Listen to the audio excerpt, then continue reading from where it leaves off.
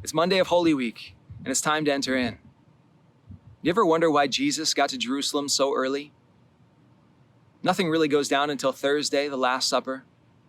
Friday, the day in which he'll win the victory for us on the cross. But today's Monday. Today's Monday, and he gets there early. And why? Well, just like any other team that is about to play a championship game and wants to be successful at that.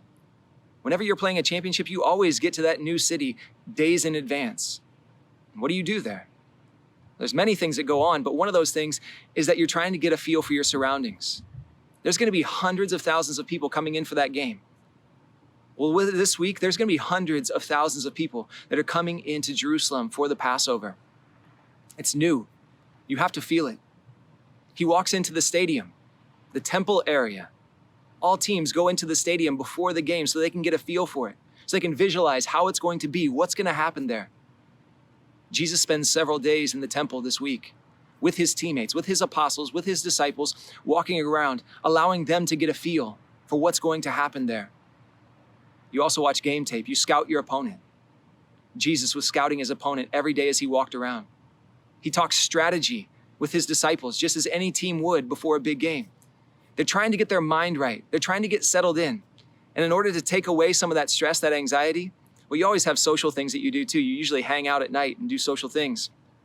Jesus every night goes back to Bethany where they're kind of lodging during that week. He spends time with his teammates, his apostles, his disciples. There's something that Jesus does today that you've all heard about, but you may not have thought about it in the context of Holy Week. Today is the day, this Holy Monday, in which Jesus cleanses the temple. Remember that famous scene when Jesus has a whip of cords? He's clearing people out of the temple. He's overturning tables. That one time that we actually see Jesus' anger rise up, that happens on today. I wonder why he did that today. Let's get into his mind and into his heart. Well, remember that hundreds of thousands of people are coming there this week, and they don't know what game they're playing. They realize that they're there for Passover. But Jesus wants them to know that he is the Passover, that the stakes are higher this year than they've ever been before. He has to make his presence known.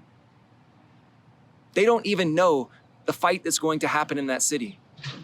And so Jesus, who's in control of all things, sometimes we think that they took Jesus.